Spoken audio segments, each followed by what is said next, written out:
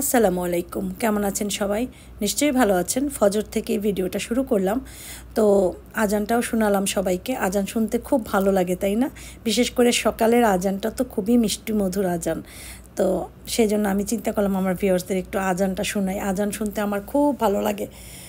যাই হোক, আজানের উত্তরও দিতে হয়। আজানের সবাই যেন আমরা উত্তর দিই, আল্লাহ যেন আমাদের সেই তৌফিক দান করেন, আমিন। তো এখানে আমি রুটি ভাজছি, মানে ছেঁকে রাখছি। আমি এই ছেঁকে তারপর একটু ঘুমাতে যাব, তারপরে উঠে আবার আফিফকে নাস্তা দেব। এদিকে বাহির থেকে শব্দ হচ্ছিল, মানে মাইকিং করছিল, কেউ একজন মারা গিয়েছে আমাদের এই এলাকাতে। তো আমি তো আর চিনি না সবাইকে, তো খারাপ লাগলো শুনে। ইন্না লিল্লাহি ওয়া ইন্না ইলাইহি রাজিউন। আসলে সবাইকে একদিন পৃথিবী ছেড়ে যেতে হবে, কেউ আগে কেউ পরে। যাই হোক, এখন এগুলোকে আমি এখানে রেখে দেবো, ফ্যানের বাতাসেই থাকবে, আর ঢেকে রাখবো একটা টিস্যু দিয়ে। যদি কোনো ভাপ হয় তো ওই টিস্যুতে চুষে নিয়ে নেবে। এরপরে আমি পানি খাবো আর তারপরে ঘুমাতে যাব। 1.5 ঘন্টার মতো একটু ঘুমাতে পারবো। 7:30টার পর উঠতে হবে, আফিফকে নাস্তা দিতে হবে। আফিফ চলে গেলে তারপরে আবার একটা ঘুম দেব। তো আসলে এইভাবেই মানে কাটে আমার দিন। কিন্তু রাতে ঘুমাই, কিন্তু আজকে আমার সারা রাতও আমি বসা ছিলাম, আমার কিন্তু ঘুম হয়নি। তো এটা ঢেকে রাখবো। আর কি জানি বলবো করে, আর যেহেতু এখন আমার মৃত্যুর সংবাদ পেলাম, খুব খারাপ লাগছিল। ভাবি যে আসলে যে আমরা শুয়ে থাকি, এই শোয়া কি শেষ ঘুম, মানে এই আর কি উঠতে পারবো না, এরকমেরও মনে হয়। তখন খুব খারাপ লাগে। তো এরপরে 1-1.5 ঘন্টার মতো ঘুমিয়েছিলাম, তারপরে উঠে গিয়েছি। উঠে আফিফ আমাকে ডেকেছে, আম্মু ওঠো, নাস্তা দাও। তো আফিফকে নাস্তা দিলাম। আফিফ যতক্ষণ নাস্তা খায় আমি এখানে বসি, কারণ আমার মানে হাঁটতেও পারছি না, আমার এত মানে ঘুম ভাব চোখে।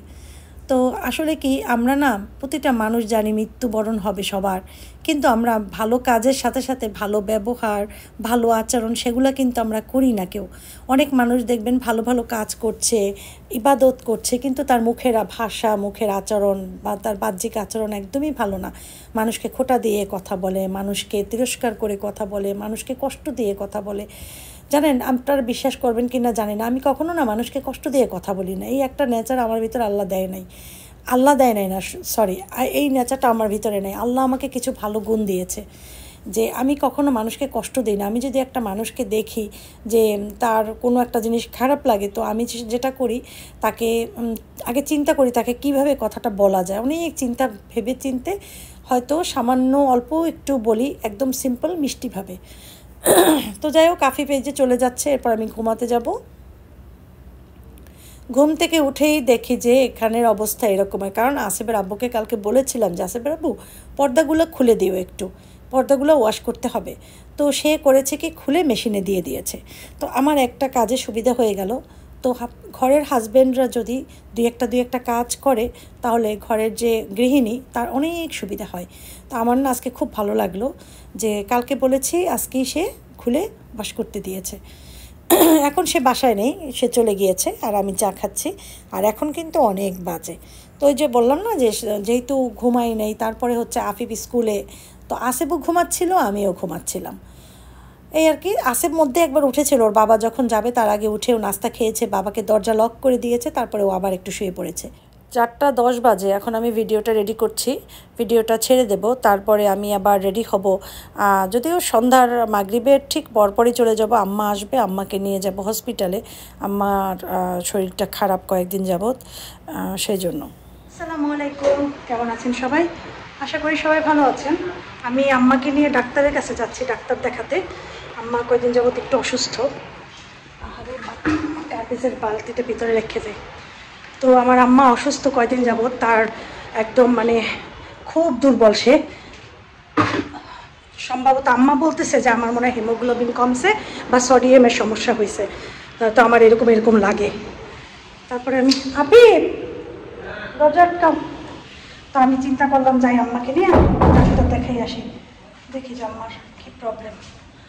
তো আম্মা অনেক কষ্ট হয় আম্মার, এই যে শ্বাসই ছাড়তে পারে না, মানে এত দুর্বল না। এবারে নিয়ে তো কাজ টাম করে তো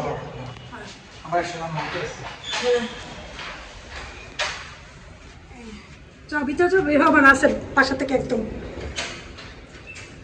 তো এই জন্য আমাকে বিস্কিট দিয়েছো? হ্যাঁ, আমি তো খাই ফেলেছি, অসুবিধা নেই। তো এই যে যাইতেছি আম্মারে নিয়ে যাই দেখি এটা তোমার মনে হয় এই জায়গাটা একটু ফুলে গেছে চোখে না ওটা তো চোখ দেখাইছি না পানি দিতেছে পানি চোখে পানি দিতেছে যাই হোক দেখাই ডাক্তার নিয়ে নিছে আমি তো ব্যাগই নিইনি লাগবে না ব্যাগ ও না যাবো যাও যাও দাঁড়াও যাই না আমরা যাচ্ছি পুলিশ লাইনের সামনে থেকে আর পুলিশ লাইনের সামনে থেকে গেলেই আমার অনেক স্মৃতি মনে পড়ে কারণ আমরা প্রায় 3 বছরের মতো এখানে ছিলাম 2.5 বছর পুরা তো এই জায়গাটা আমার বেশি পরিচিত আমার খুব ভালো লাগে এই জায়গাটা যাই হোক আম্মা রিকশায় বসে আমাকে বলছে তুমি ডাক্তারকে সব কিছু বলো কিন্তু আমি বললাম আমার বলা লাগবে না তুমি দেখা যাবে পটপট করে বলতেছো সব আম্মা কেমন ডাক্তারের কাছে যখন যায় সে তার পুরো লাইফ স্টোরি বলে মানে এর আগে কী ওষুধ খেয়েছে কী হয়েছিল সুন্দর করে বলে এবং তার কী সমস্যা আগে আছে সেগুলোও সে বলে গ্যাস্ট্রিকের সমস্যা থাকলে সেটাও সে বলে তখন দেখা যায় কি ডাক্তার অনেক আগ্রহ নিয়ে তার কথাগুলো শোনে এবং তাকে সুন্দর করে সেইভাবে ট্রিটমেন্ট দেয় আর সে নিজেই বলে যেমন আজকে বলছিল সে তার হিমোগ্লোবিন কম নাকি আমি বলি তুমি কীভাবে বুঝলা বলে আমি বুঝি তারপরে বলে আমার মনে হয় সোডিয়াম কম তুমি কিন্তু বললে ওগুলো টেস্ট দিতে আমি বলি আচ্ছা ঠিক আছে তো পরবর্তী পর্যায়ে দেখা যায় যে সেই সব বলে দেয় বলে তার জিনিস টেস্ট সেই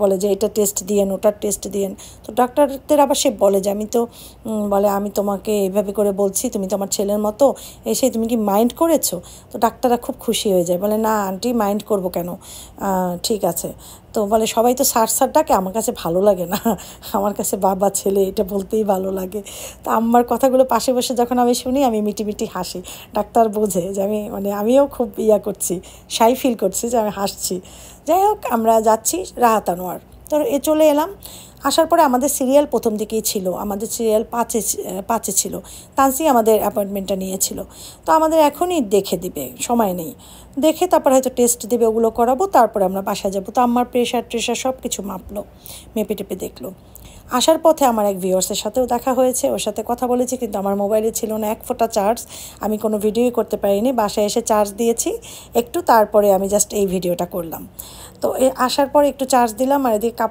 চাপড় সব কিছু যেহেতু হসপিটালে গিয়েছে ওগুলো সব খুলে আমি একদম মেশিনে দিয়ে দিই এটা আমার অভ্যাস এরপরে আমি ডাল ভেজে নিচ্ছি কারণ একটু মুগ ডাল রান্না করব খাওয়ার তেমন কিছুই নাই আছে শুধু আম্মা আসার সময় আমার আর শারিয়ার জন্য নিয়ে আসছিল মাছ পাঙাশ মাছ ভেজে মশলায় দিয়েছিল সাগর পাঙাশ মাছ ধরেছিল সেটা নদীর থেকে ধরেছিল সাগর মাছ ওরা বন্ধুরা নদীতে গেছিলো তখন তো আমি মুগ ডাল কীভাবে বসাচ্ছি দেখে নিচ্ছ কিন্তু গোটা মশলাগুলো সবই দিয়েছি সোজা কথা মাংসের মশলা সবই দিয়েছি আদা রসুন পেঁয়াজ তারপরে হলুদ মরিচ ধনিয়া জিরা ঠিক আছে তো এটা কষিয়ে তারপরে মুগ ডালটা দেবো আর মুগ ডালটা ভালো মতো ভেজে নিয়েছি তো যাই হোক আমার মোবাইলে চার্জ না থাকার কারণে তো তখন আমি আর ভিডিও করতে পারিনি তো এই মাছটা আম্মা দিয়ে গিয়েছে চিন্তা করলাম মাছটা আমরা খাবো আর আসার সময় আমি আসে বা রাফিপের জন্য একটু গ্রিল নিয়ে এসেছিলাম যে ওরা গ্রিলটা মুগ ডাল দিয়ে ভাত দিব কারণ এখন আমার রুটি পরোটা বানানোর আসলে ধৈর্য নাই সারাদিন আমি অনেক কাজ করেছি তারপরে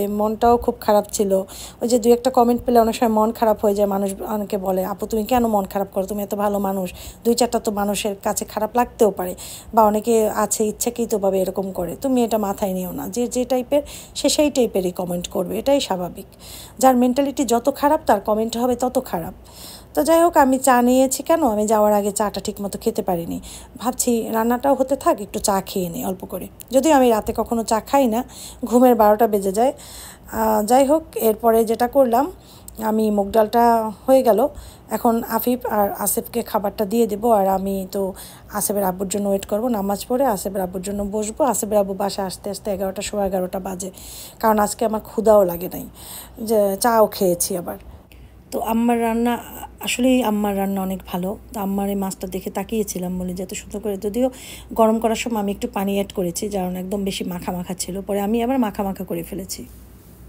না ওটা তো মামা লাগছে সেটা অন্য জায়গায় দেখো ভিডিওতে ঢুকো দেখো আজকের ভিডিও ইয়েতে যাও এখানে চাপ দাও এখানে আমার ইয়েটা চাপ দাও ছবিতে চাপ দাও এই যে আমাদের চ্যানেল আসছে না আমার ভিডিও তো যাও এই যে উপরের এটা দেখি তো টাকা ওদিকে টাকা ভিডিওটা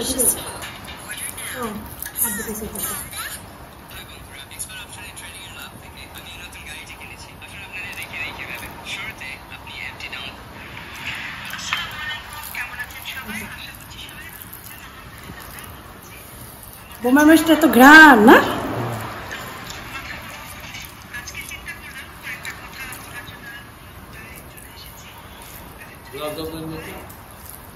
পানি পানি চাইছো? কি চাইছো?